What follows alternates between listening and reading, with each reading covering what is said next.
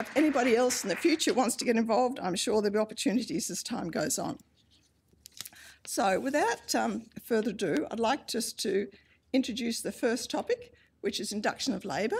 Now, the induction of labour guideline has been around for some time, as many of you will know, and this is actually, and we've built on that guideline. So that was actually, I think, finalised about 2012. Lisa knows everything. Earlier than that. And so this is the updated version. It's one of the longest guidelines because, you know, induction of labour seems to just take forever. Well, not the induction, but just all the different sorts of it. And those who are involved in guidelines will know that only too well. So the format of today will be that... oh, you haven't introduced myself. Whoops. Why is not that working? Upset it. Okay, so that's me, sorry. And so the first panel discussion was with Paul Howard, Lisa Smith from Western, and Jenny Ryan from the Women's, and it's on the induction of labour. So this is just a summary of that, and Paul's going to lead the discussion and invite you all to ask questions. As I've said, the mics are there. Don't forget to turn it off when you're finished asking questions. Welcome to come to the microphone. Please say who you are and where you're from. And we don't have to wait to the end to questions. If you have questions in the meantime, just stand up, go to the microphone, you can ask your questions as we proceed. Over to you. Just testing this. Can you hear me? Okay.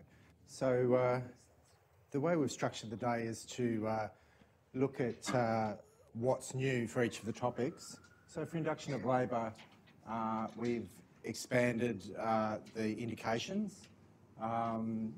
We've got information on planning for care for postnatal pregnancies. We reviewed the methods of induction, including balloon catheters, and it was very interesting to see what different hospitals were doing. We discussed a low volume oxytocin infusion regimen, pre and post induction fetal assessment and maternal assessment advice, a reference flowchart, a booking form template, and comprehensive patient information. And I think this is a really timely topic with the recent sort of concern and focus on stillbirth. At my own hospital, induction of the standard low-risk primipara has gone up to 50% because people are so concerned about preventing stillbirths. So I think if you push something in one direction, you have unintended consequences in another, and so I think it's been very useful to relook at this area. So I think I might ask, because both of you were on the group that developed these, would you like to add anything to that?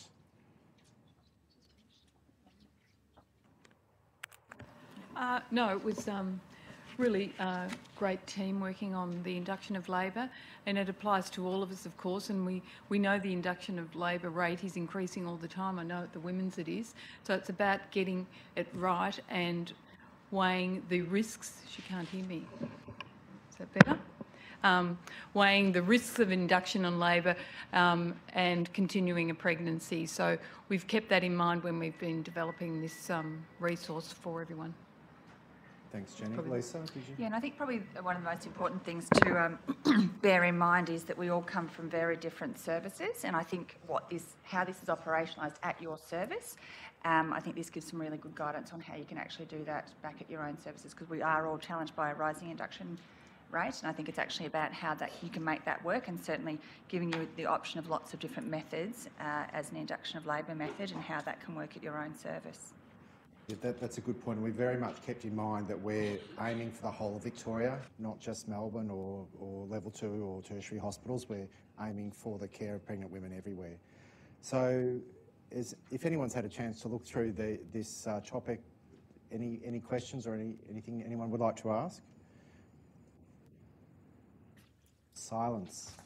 Well, I'll just start off, and if you'd like to speak to maybe the syntocinon regime, so the low-dose syntocinon regime. Do you know I've spent a bit of time here and there everywhere, and I'm not sure if there'd be anybody in these whose hospital still has a sort of 20, 40, 60, 80 or a 30, 60, 90 regime. I think the evidence suggests that's not a good thing. So we've got the new low dose regime. Do you want us to go into that a little bit? Well, I wasn't on the panel that Oh, developed okay. it, so I might ask those two. There's 10 units in a litre and it starts off at 12, as you know, 24, 36. I've got two now. And we also have a higher dose regime if you don't want to give anybody too much fluid. For instance, your preeclamptics that you're trying to keep your fluid input to 80 mils an hour. It's very easy if you're pushing the Syntocin on for 12 hours to bore a lot of fluid in, and somebody puts some for an epidural and something else, and suddenly somebody's blowing up before your eyes. So that's probably one. Is there many people who do use a very more rapid regime?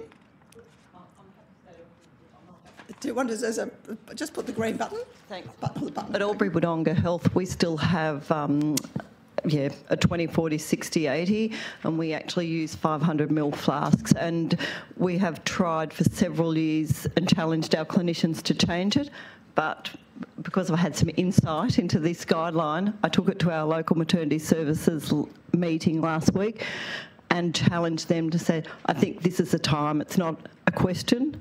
I think we should move that way. I don't know, is that...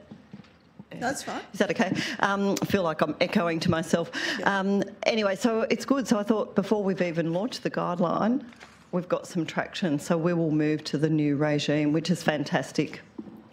It's interesting because we've been doing it, because I'm out at Monash Health, some of you will know, for a very long time. When we introduced it, there was huge resistance, mainly from the private obstetricians, because they like to come in and, rupture membranes, get the centre going, have the lady delivered, like that.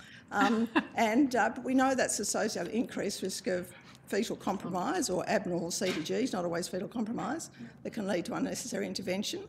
I must say myself, and I probably shouldn't say this, but I used to sometimes start off at 24, because otherwise, by the time it got up and things got going, and sometimes there's delay there.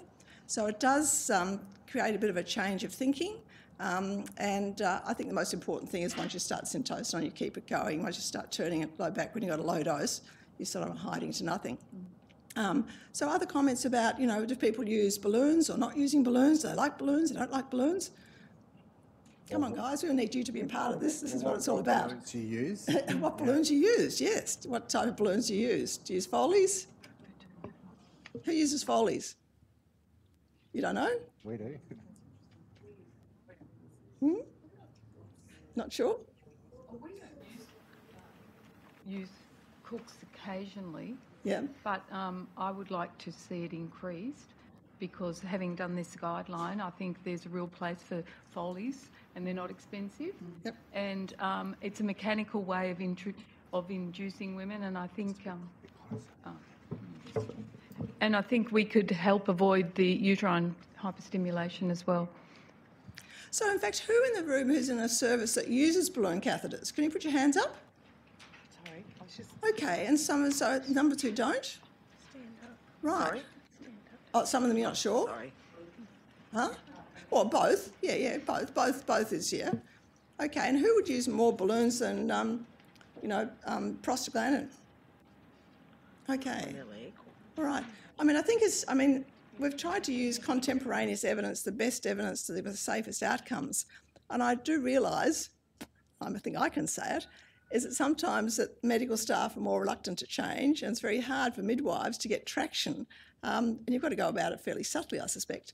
So maybe, given the fact what we're hoping these guidelines will do as well is reduce variation in care. So it's very much part of Safer Care Victoria to try and have less variation in care. And I think, given the fact guidance has to change, we expect these will be changing documents. It is guidance. I think, any guidelines shouldn't be an absolute, what you must do this. I think that's the wrong way to look at it. In more complex situations, HMO registrars, every time you use a guideline, you should be asking yourself, is this appropriate for this woman? So the guidelines shouldn't stop you thinking. But this is actually guidance. So yes, you don't have to do it, but we would suggest to you that the evidence we've given you is the best available at the present time. Now, it's changing all the time. It'd be interesting when we start to talk about preterm delivery, how that's a space that's changing all the time. And it can be confusing. All the meta-analysis come out and the meta-analysis and the meta-analysis and this RCT and that RCT. But yes, I think that's, I hope it'll be valuable in that regard, because we very much try to have common care pathways. Yep. Hi, I'm Deborah Beryl, currently working at Albury-Wodonga Health. Sit down. I just wanted to bring up the workforce issue with Proston versus balloon catheters. Currently at Wodonga, if they're having Proston, they stay on the ward, and the ward midwife that's allocated to them looks after them and does the observations that are required. With the balloon catheters, when that's happening, they're being transferred down to birth suite because they need to be in stirrups for the balloon catheter insertion. So it's often happening at the time of day when you are trying to birth the woman that's had that rapid induction. I just want to know what others are doing with workforce, whether they are keeping the woman on the ward or whether all their Prostons are done in birth suite as well. You know, what's currently happening. Thank you. Okay, that's a really interesting question, because I know that's sometimes a tension. So if you're using prostaglandin, so you're using Proston gel, you're using Cervidil, Proston gel, they both stay on the ward? Yes. Yeah. Okay. So if you're using a prostaglandin as your primary induction agent, do the patients stay on the ward or do they go to birth suite? Can you tell me? On the ward? On the ward? Others on the ward, or they go to... Okay, so a few of you. And what about to birth suite? Okay, now I'd like some comments. Does that create pressures on your birth suite? Your birth suite beds are too full, or do you have that capacity? Please, somebody? Yes? Wilma Wallace from West Gippsland Hospital in Warragul. Ours would go round to have their balloon put in, but they only stay there for that short period of time and then go back to the main ward. So they don't stay in birth suite. They just simply go round, use the stirrups, have the balloon put in and go back. And your Prostons stay on the ward? Prostons generally stay on the ward, providing this room. Okay, there'll be some situations, I presume, when they don't. The other thing that we've been doing down there lately is using Proston, and then if they're still not in labour after Proston, they'll use a double balloon after that as well. Yep, very reasonable. Yep, yes. Chris, it's Andrea Moore from Kilmore. We're in an interesting situation in that we don't have a dedicated birth suite. So for us, it actually makes no difference where we do our Proston or our balloon catheter. It takes a staff member, a midwife, to look after that woman. So if she moves down to the birthing room, which is an extension of the ward, it's still the same staff. So we don't have dedicated birth suite staff like some of the bigger places do. It's all incorporated into the acute ward. And so the midwife is rostered to the acute ward and she gets used as required throughout the shift for either a labouring woman or an induction or a postnatal woman, or in fact she may well work as a general nurse that particular day if there are no midwifery patients there. Okay. Excellent. Other comments about staffing and capacity and issues? Yeah, Lynn? Still red. Not working? Okay, do you want to just... You just... Got it? There it comes. Okay. Can you hear me now? Yep. So just looking at both methods, I guess some work that we did at Monash when I was there, and that was looking at comfort and the pros and cons for each method. And I guess for the balloon catheters, although it is really quite uncomfortable for the women putting them in, but they some of the surveys that we did suggested that the women slept far better afterwards. We didn't have the problem of hyperstimulation. So although we still kept our balloons on the birth suite, you could actually probably quite confidently put them on the wards overnight. When it comes to a Proston or Cervidil induction, I think that was shown that ideally they should be kept on the birth suite because they do need monitoring, and that's where they suffer the hyperstimulation a lot more. I was speaking to one of the reps around the balloons, and in the UK they're very quick to send the women home now with the balloons. So I was suggesting that maybe we need to spigot the bottom bits off so that they don't have all those hanging out bits, and that the women could go home with a little spigot at the top and then those readjoining bits when they come back into the unit. So that is probably something that we could look at. We're always looking for beds these days, but I guess as health services we all need to look at our stats and join them all together to say this is actually a safe method of induction for the women to actually go home with an information leaflet. Could I get Lisa into the to comment on Yeah, the possibility of going go home? ahead. Yep. I'm currently Western Health, and we Do you want to just come a bit closer to the microphone? We have moved over to probably using more Cervidil and not as many balloons, and I think that was more driven by the shortage of Prostin, which actually prompted our move over to Cervidil. Similarly, we have capacity issues like every maternity service, I think, and certainly we will be considering sending women home with a balloon catheter in situ. We have a different setup in terms of we've got a 10-bed birthing environment and then a 9-bed assessment area, so they don't technically go to birthing, they actually stay in the assessment area.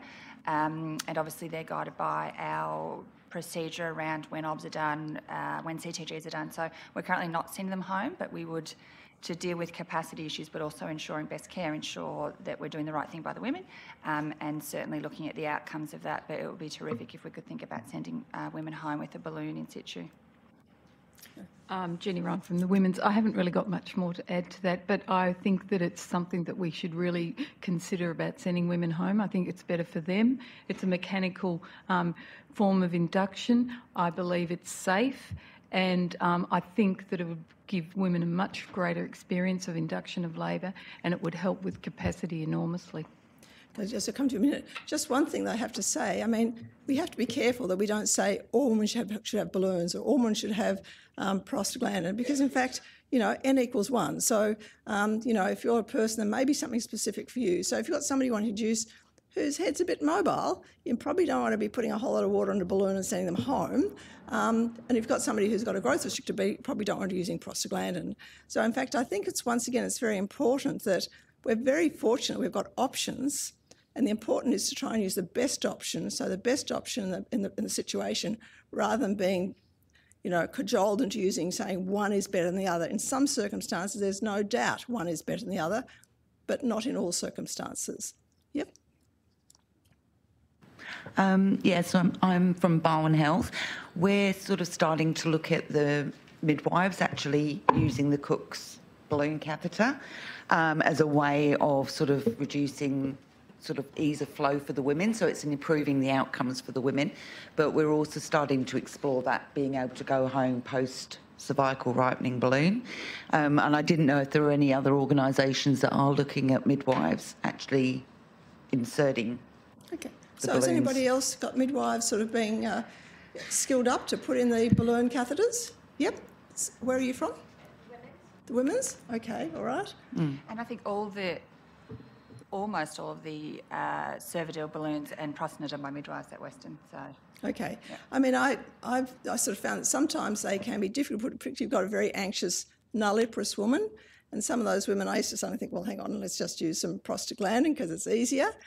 So I think, as I say, it comes back to horses for courses, because it can be quite difficult. So I think it's no reason why the midwives can't do it. I guess in some ways, some midwives are not going to be as familiar with sort of speculums and things. They're going to need quite a lot of help to get skilled up to do it. But that's once you do it, then in fact you've got that skill, and we have the benefit of using your skills. Yep. Further comments? Could I make a couple of comments on? Yep. I think one of the interesting things for me was macrosomia, that there was no evidence, but it's one of the most common reasons for induction in Victoria. And the second one was post dates in women from South Asian or African backgrounds. Okay. And we've deliberately not included that because although there's evidence they may be at increased risk of stillbirth, there's no evidence yet that earlier intervention will prevent that. Well, I think that's interesting. That comes from, you know, Monash Health. Obviously, it's been something because we do have the largest South Asian population in Victoria, and the commonest surname a couple of years ago of women we delivered was Kaur. So, in fact, we're talking here about Afghani, Pakistani, Sri Lankan women, so that's South Asian cohort. And yes, it's been recognised for a long time, work in the UK as well, that they do have a higher stillbirth risk when they get to term or post-term. There's a lot of debate about why that is, and some of you will be familiar with customised growth charts, whereby you put in the ethnicity and then it was permissible to have a smaller baby. I think, in fact, there's very good evidence now that that's probably pathological, so it's probably intergenerational, and so the babies are not meant to be small. But we think it's going to take a long time before, whatever the factors have been, over generations, the babies are small, for that to change. So Miranda Davies and Ewan have done a lot of work in this area, And the data we've got does definitely show an increase after 38 weeks. So what do you do about that? And as Paul says, do induction improve the outcome? We're not sure. We are monitoring the women earlier, which is a significant extra 6 extra CTGs a week in the fetal monitoring service. And it does raise some anxiety because some of the women don't want to be induced. But even if you're not inducing them, it does raise that awareness. If a woman of a South Asian background comes in and says, my baby's not kicking so much, you know, that's one of the red flags. You don't just tick a box, you know, da-da-da-da-da-da. You go, oh, she's of South Asian origin, someone considered a recent refugee or something. Those women who, as I said, you've got to personalise treatment because that's how you practice good medicine. So I think, what was the other one? So that was the Macrosomia. Macrosomia is fascinating. Kerry says a big baby will come out easier. There ain't too much evidence for that. And the problem is, in fact, ultrasound is useless. There are something like 30 equations to tell you how big a baby is in ultrasound. And there are 30 equations that aren't much good. I think it might be 32. It's actually in the American guideline for management of diabetes. But they then go on to say, but if you think the baby's over 3.5 kilos, maybe you should induce her. And that's got more complicated by the case in the UK where the woman had a baby with shoulder dystocia, and there was a lot of evidence about informed consent. So yes, just because a baby's bigger doesn't mean to say, you know, it's better if it comes out easy. When you stop and think about it, what's the biggest problem with nulliparous women having long labours and finish up with Caesar? OP positions. Not the baby's particularly big, but it's got a deflect head, so it's got wider diameters presenting. So that's the biggest issue. So yes, I mean, I think, you know, and in fact, how many of us thought, oh, this baby's big, and out comes a baby that's 3.5 kilos? Let's face it, even people who are perfect like me don't always get it right. So I'm sure you don't either. So yes, I think they're two very interesting topics, and I doubt if the macrosomia one we're going to get much better at. It is a real risk with all these women being diagnosed with gestational diabetes. We've lowered the bar so far. We're pathologising what are probably a lot of normal pregnancies, so that will change also. So other comments? Yep. Sorry, just going back on the ethnicity again, and as you rightly say, these are guidelines, and there are organisations now such as Monash, and we've just changed our guidelines at Eastern as well to reflect the ethnicity in the Asian population, the Southeast Asian women, and they have actually been incorporated into our own guidelines to sort of flag them as a risk, and maybe they need induction a little bit earlier. So there's no doubt over time, and I just say because these are documents that we hope are responsive to change, when we actually feel comfortable that we should make some guidance around that, we will put that in, and I suspect we will be doing that. In the meantime, yes, this is, as I said, guidance, and obviously organisations must also, you know, do the right thing at a time they think is appropriate. But if you've got Miranda and Ewan breathing down your neck, you're very responsive. Yeah, I also think like Monash, we have, I think, 22% of our women are from that background. There's enormous resource implications of increased monitoring and increased induction rates. So for the moment, we'll probably go with earlier monitoring rather than induction, because I think, the evidence isn't there about induction, but we just wouldn't cope. I mean, we're already, you know, under a lot of pressure with growth in birth numbers, and to add an extra 20% onto that would be very hard. But how do you mean you won't cope? You won't cope in the first while when you're doing the catch-up, and after that you're still birthing the same number of women. Yes, we will. That's true, but I think it's it's just how much monitoring, and it's probably the monitoring more than the induction, actually. Yeah, well, that's been the burden for us. Yeah. So that's an extra. But then I guess, in fact, I was going to say they deliver earlier, but in fact, a lot of them are going to come to me with spontaneous labour to leave them alone. So I don't know how that would actually pan out if you did the figures. Other questions on this sort of, you know, really complex topic, and you know, we are inducing so many women. I mean, we won't go into the pros and cons of induction. Yep. I've got a big enough voice anyway. Oh, here we go. Kate Pride, Kilmore Hospital. We're a small regional hospital. I'd be interested in your comments, and I apologise, I haven't had a chance to read your guidelines yet, on the role of bishop scoring and the impact that has on whether you proceed with an induction and the style of induction. And also interested in your comment on if we start an induction and it's going into the late evening as a small regional, we're on skeleton staff. Is it feasible to turn it off, let them have a rest and start again tomorrow? Now, there's probably quite different views on these subjects. So, yes, I'll hand it over to the panel first of all. Comments? Yeah, if you'd like to talk about Bishop's School.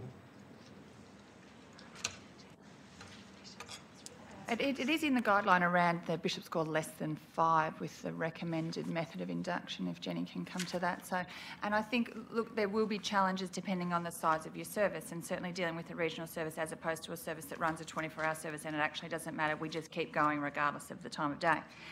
So I guess that needs to be taken into consideration, but you know, I can't talk to the outcomes in terms of if we started a different method of induction depending on the Bishop's score, because we have the capacity just to keep going. So, and also the capacity to probably use different methods of induction as well. So if one's not worked, whilst we'd have a preference if they had a Bishop's score, I think it's less than 5 in the guideline, that we would use a balloon catheter.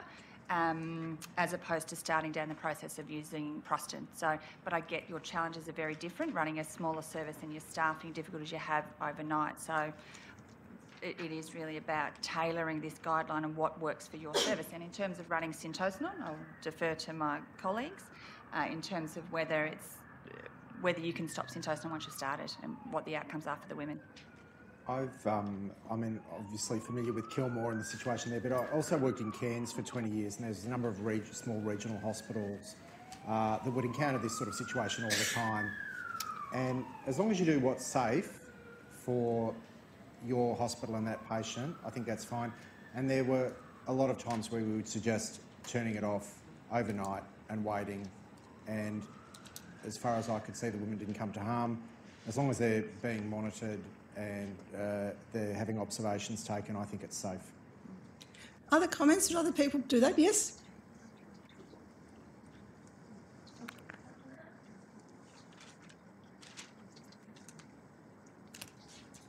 Hello, I'm Julie from Kilmore Hospital as well. I have heard recently there's research in Europe to say that increased education on fetal movements will help reduce stillbirths by about 50%. Are we looking at more education in the antenatal period for our women, and then hopefully we can not focus on inducing them so much? Talk about that. We've got the word fetal movement is one of our sort of topics that we're doing. We will talk about that, and definitely there's a lot of evidence on fetal movements. I think a fetal movement's an obstetrician's best friend. You know, it's some of a baby's happy and moving around. It's a pretty happy baby. Baby's crook, lies on the couch and goes to sleep. The same with us. So I think over the years, I mean, and we've always got this dilemma of women saying babies reduce their movements towards term, but we'll talk about that later. With regards to the Bishop's score, I mean, you know, I practiced private for a long time and delivered many thousand babies privately. And, you know, if you've got a multi with a favourable cervix, you know your rupture membranes should deliver by 3 in the afternoon. And so it does make a difference. I don't think there's any doubt about that. If you've got the long closed half cervix, the fixed head 4/5 above, she's got a posterior position, she'll deliver at 4 in the morning. And I think that's the reality. And I think it's worth saying to women, this is different. That's why I say, as horses for courses. So they are all very different. With regards to turning off Syntocinon, does anybody else have some comments about that? I think it's a very reasonable thing to do in the situation such as you're looking at the safety. So do you send them to Bendigo? You know, that's pretty ordinary. Or, you know, and I think it comes back to the question is why are you inducing the woman in the first place? And I think we've dropped that bar so low because at the end of the day, if you're inducing somebody, if you do a caesarean section because you can't get you into labour, is that an okay thing to do? And I think that's a question we don't ask ourselves often enough. You know, should I finish this pregnancy now? And if I do, what's the most appropriate way to do it? And as long as you wouldn't want to do it in a sort of complex situation, but a straightforward induction where everything's been fine, CTG's fine, it's very reasonable to do. And yes, as Paul says, you've got to do it overnight. I don't think I'll do it more than once. I mean, I've seen a situation of people send somebody home, got back a couple of days later, send them home, got a couple of backs later. Well, hello, they shouldn't have started in the first place. And that is the real question. It's trying to tailor your care to the women. So we mustn't get too caught up with guidelines that say you must deliver everybody at 40 weeks and 10 days, or 42 weeks, or whatever. The woman who says, I don't want to be induced at 42 weeks, I want to wait. Yes, you discuss her with the pros and cons. you arrange some monitoring for her. But yes, women have a right to autonomous decision making. They have a right to make their choices. You just got to ensure they've got the best information that they do.